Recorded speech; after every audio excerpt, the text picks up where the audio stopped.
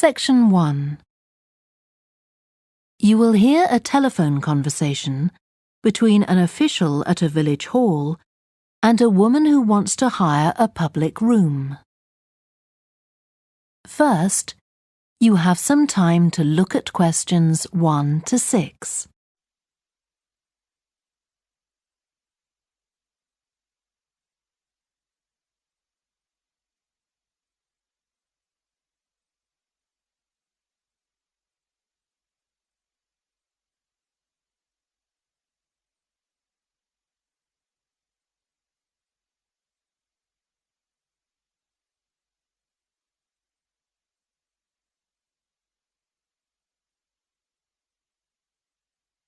You will see that there is an example that has been done for you.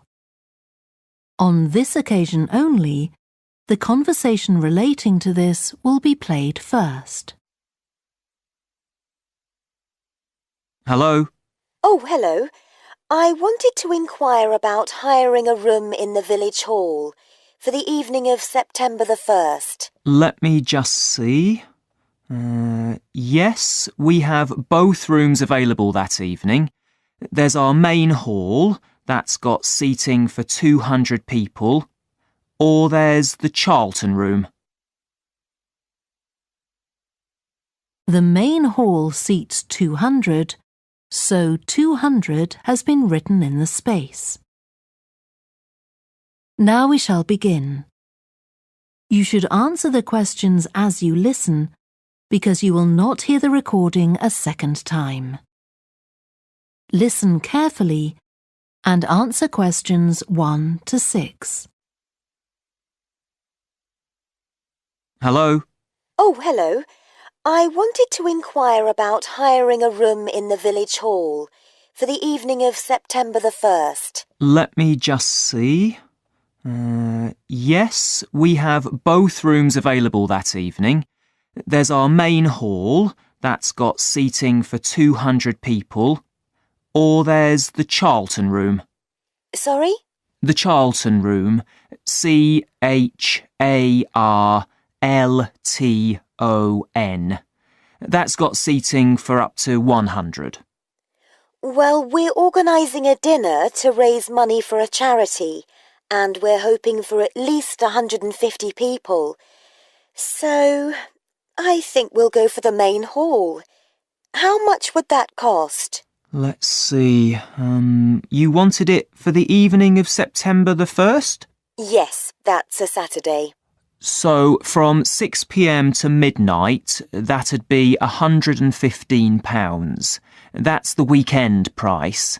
It's £75 on weekdays. That's all right.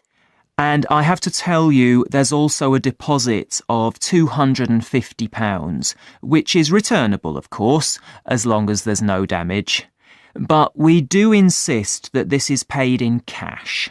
We don't take cards for that. You can pay the actual rent of the room however you like, though. Cash, credit card, cheque. Oh, well, I suppose that's okay. So, does the charge include use of tables and chairs and so on? Oh, yes. And what about parking? Yeah, that's all included. The only thing that isn't included is, you said you were organising a dinner? Yeah. Well, you'll have to pay extra for the kitchen if you want to use that. It's £25. It's got very good facilities, good quality cookers and fridges and so on. OK. Well, I suppose that's all right. We can cover the cost in our entry charges. Right, so I'll make a note of that. Now, there are just 1 or 2 things you need to think about before the event. For example, you'll have to see about getting a licence if you're planning to have any music during the meal. Oh, really? It's quite straightforward. I'll give you the details later on. And about a week or 10 days before your event, you'll need to contact the caretaker, that's Mr. Evans, to make the arrangements for entry. He'll sort that out with you. And do I give him the payment as well? No, you do that directly with me. Before you hear the rest of the conversation, you have some time to look at questions 7 to 10.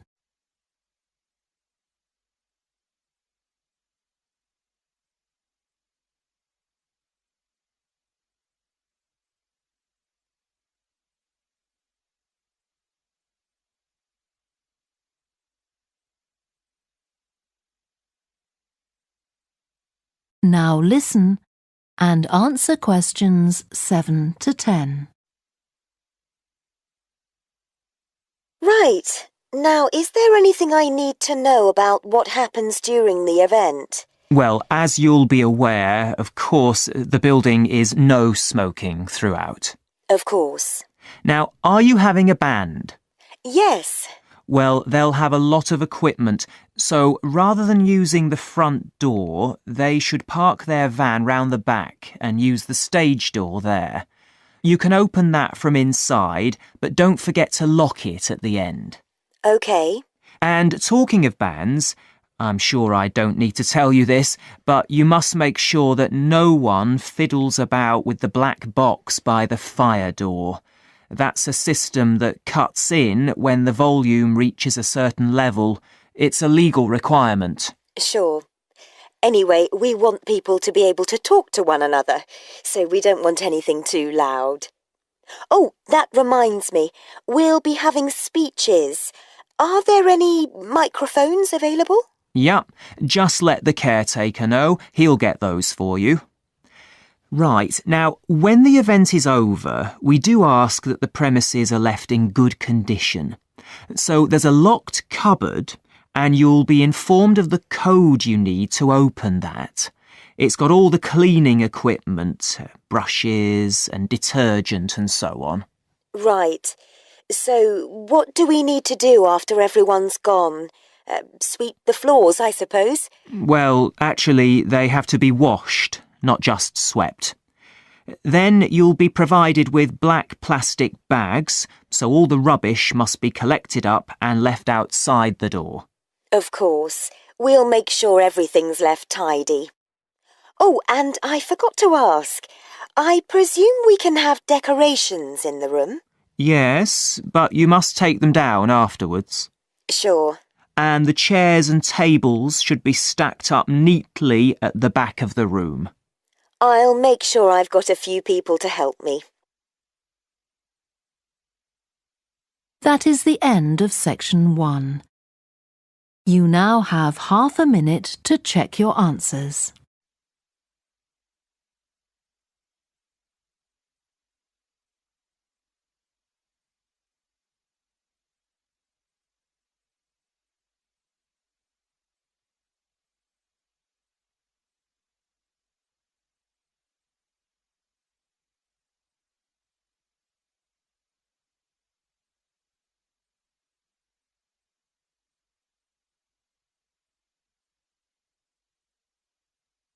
Now turn to section 2.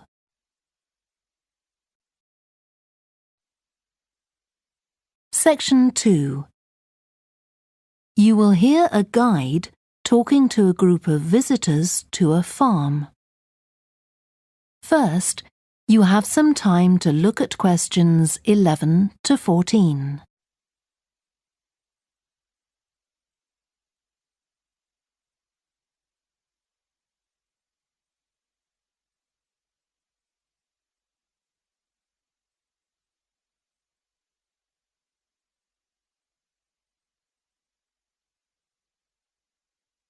Listen carefully and answer questions 11 to 14. Welcome to the Fiddy Working Heritage Farm. This open-air museum gives you the experience of agriculture and rural life in the English countryside at the end of the 19th century. So you'll see a typical farm of that period, and like me, all the staff are dressed in clothes of that time. I must give you some advice and safety tips before we go any further. As it's a working farm, please don't frighten or injure the animals. We have a lot here, and many of them are breeds that are now quite rare. And do stay at a safe distance from the tools. Some of them have sharp points which can be pretty dangerous, so please don't touch them. We don't want any accidents, do we? The ground is very uneven, and you might slip if you're wearing sandals, so I'm glad to see you're all wearing shoes. We always advise people to do that. Now, children of all ages are very welcome here, and usually even very young children love the ducks and lambs, so do bring them along next time you come. I don't think any of you have brought dogs with you, but in case you have, I'm afraid they'll have to stay in the car park unless they're guide dogs. I'm sure you'll understand that they could cause a lot of problems on a farm. Before you hear the rest of the talk, you have some time to look at questions 15 to 20.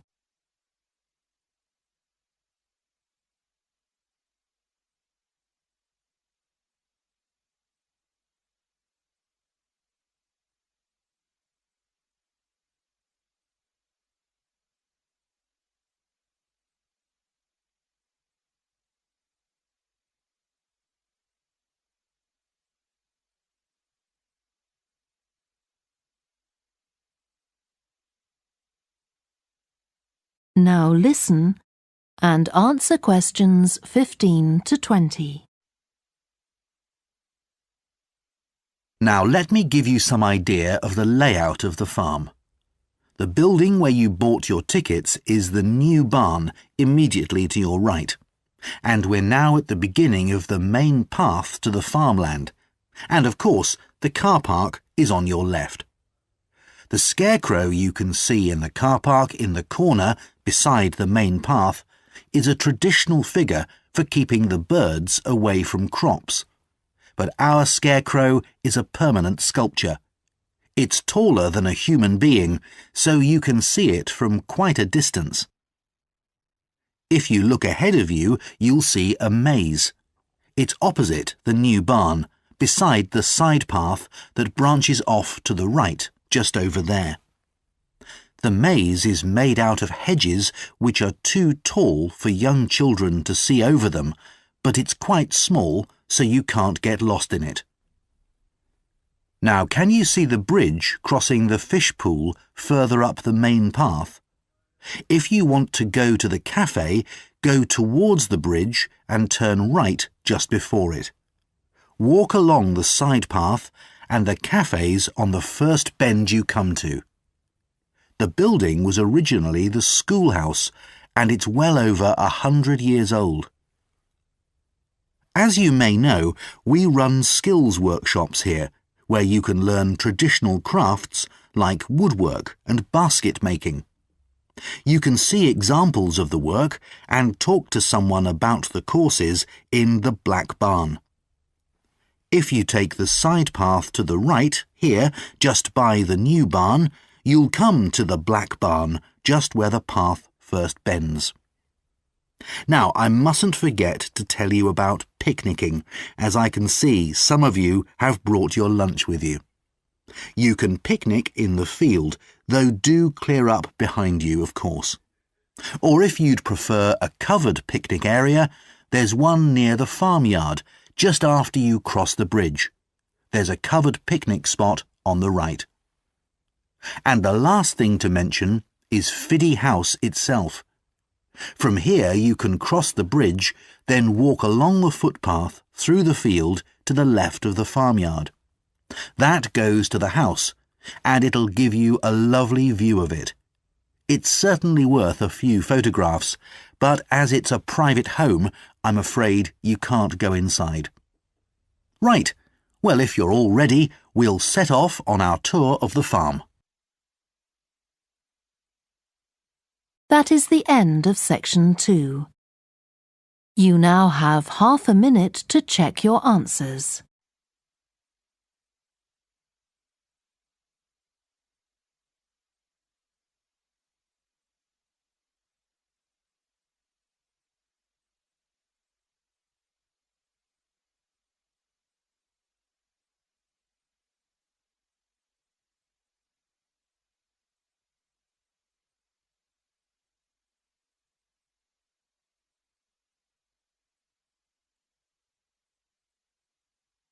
Now turn to section 3. Section 3. You will hear two psychology students called Lisa and Greg discussing a project they have to do. First, you have some time to look at questions 21 to 27.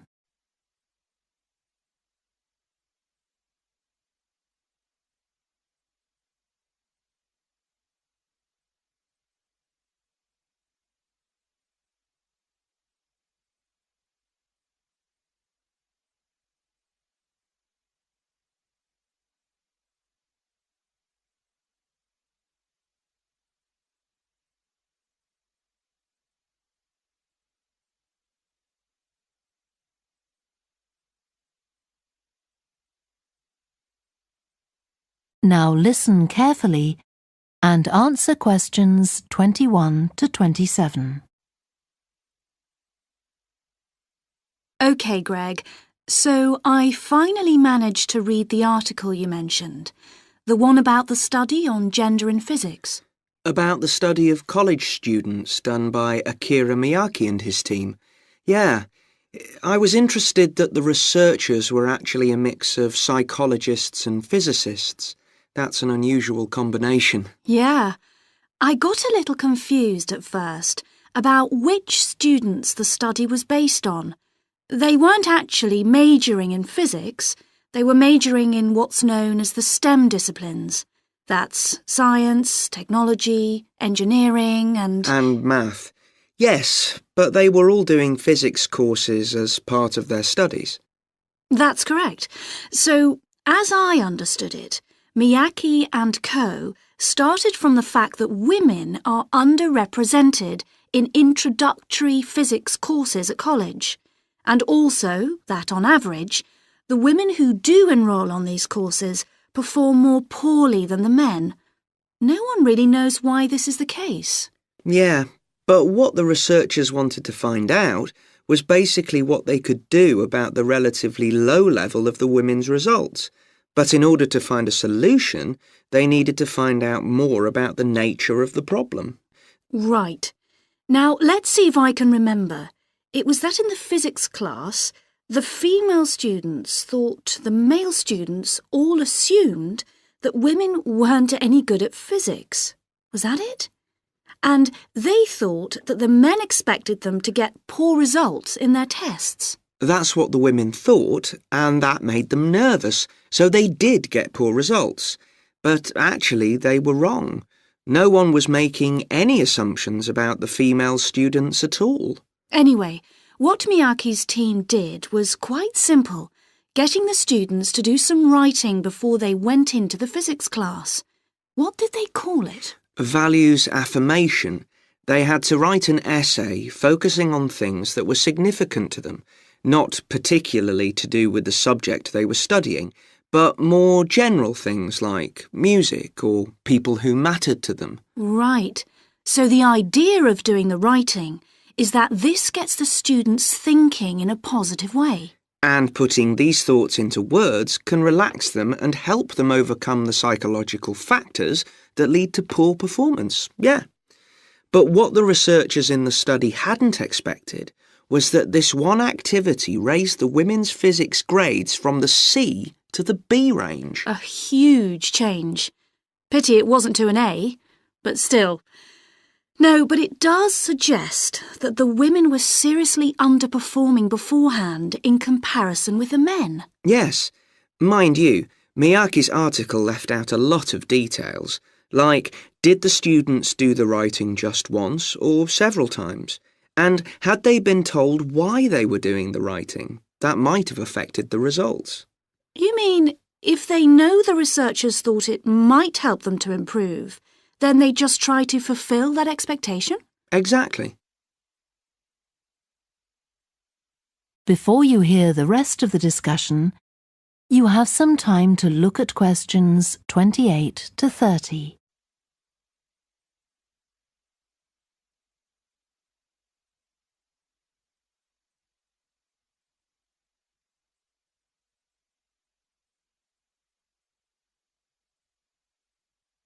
Now listen and answer questions 28 to 30.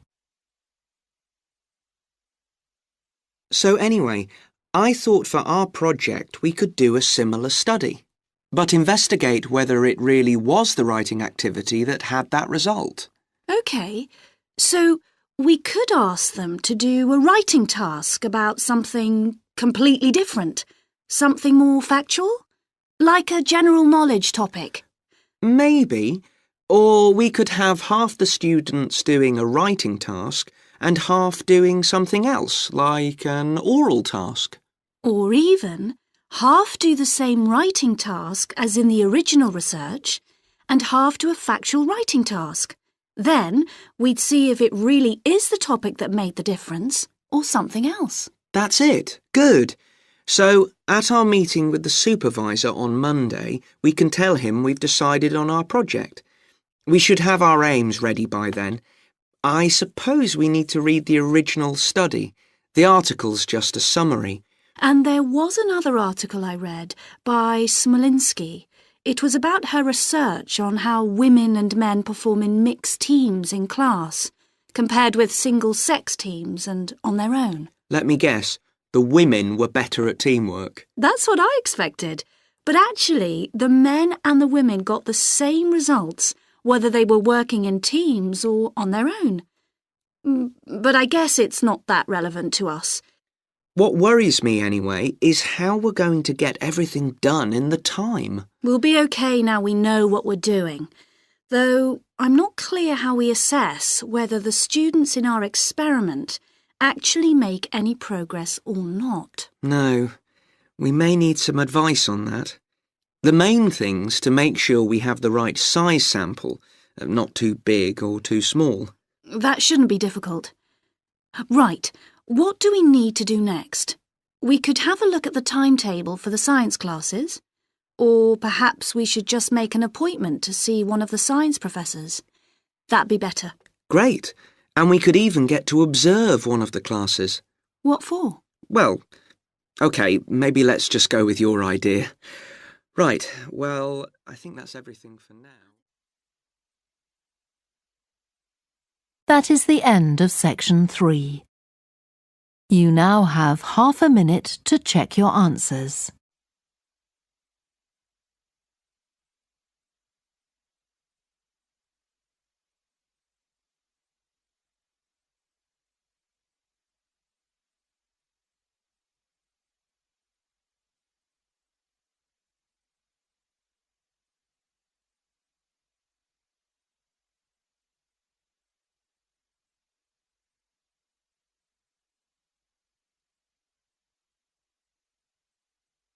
Now turn to section 4.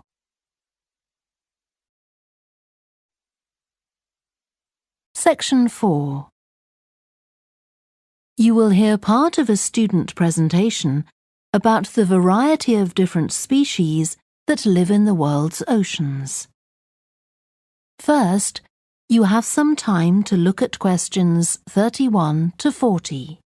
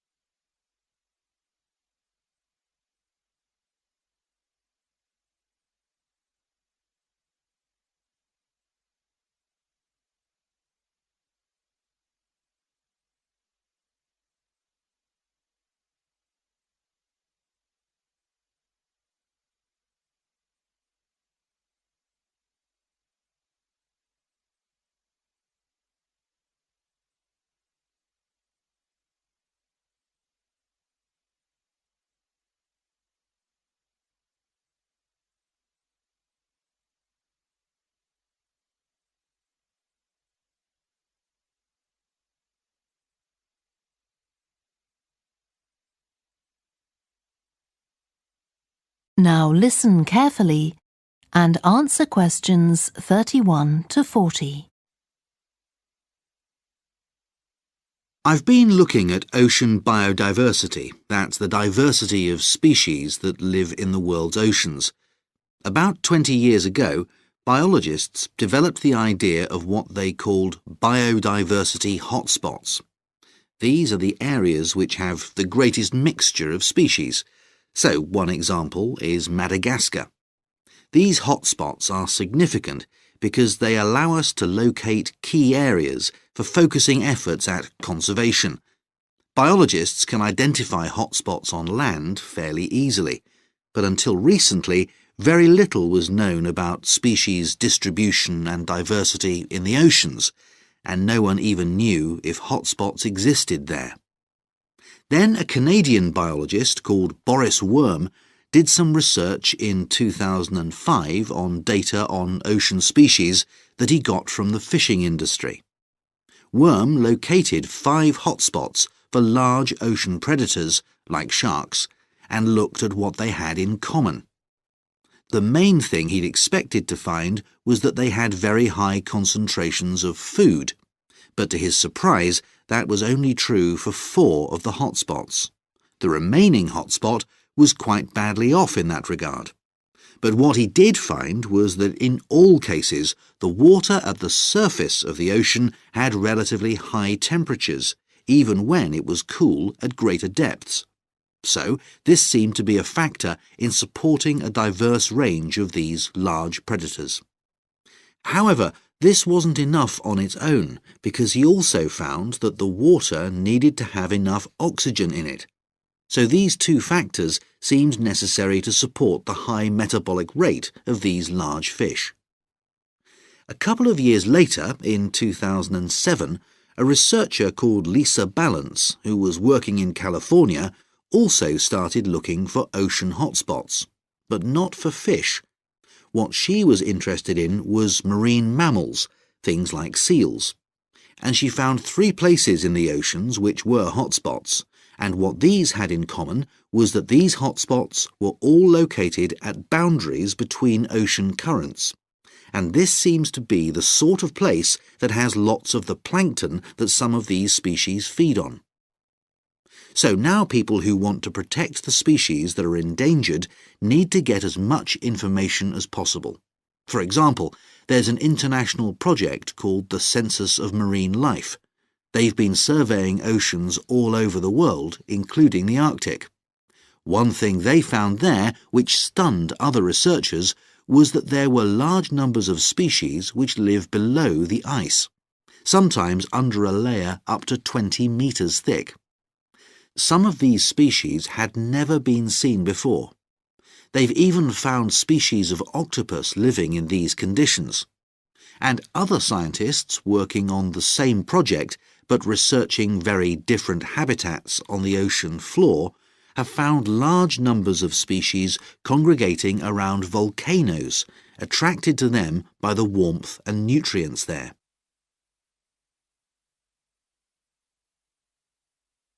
However, biologists still don't know how serious the threat to their survival is for each individual species. So a body called the Global Marine Species Assessment is now creating a list of endangered species on land, so they consider things like the size of the population, how many members of one species there are in a particular place, and then they look at their distribution in geographical terms, although this is quite difficult when you're looking at fish because they're so mobile. And then thirdly, they calculate the rate at which the decline of the species is happening. So far, only 1,500 species have been assessed, but they want to increase this figure to 20,000. For each one they assess, they use the data they collect on that species to produce a map showing its distribution. Ultimately, they will be able to use these to figure out not only where most species are located, but also where they are most threatened. So, finally, what can be done to retain the diversity of species in the world's oceans? Firstly, we need to set up more reserves in our oceans, places where marine species are protected. We have some, but not enough. In addition, to preserve species such as leatherback turtles, which live out in the high seas but have their nesting sites on the American coast, we need to create corridors for migration so they can get from one area to another safely. As well as this, action needs to be taken to lower the levels of fishing quotas to prevent overfishing of endangered species. And finally, there's the problem of bycatch. This refers to the catching of unwanted fish by fishing boats. They're returned to the sea, but they're often dead or dying. If these commercial fishing boats used equipment which was more selective so that only the fish wanted for consumption were caught, this problem could be overcome. OK, so does anyone have any questions about... That is the end of section 4. You now have half a minute to check your answers.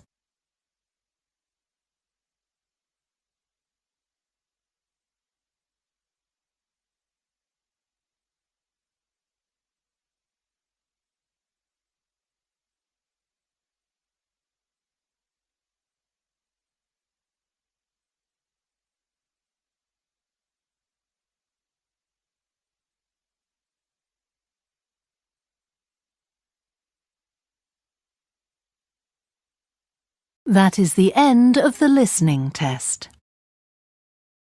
You now have 10 minutes to transfer your answers to the answer sheet.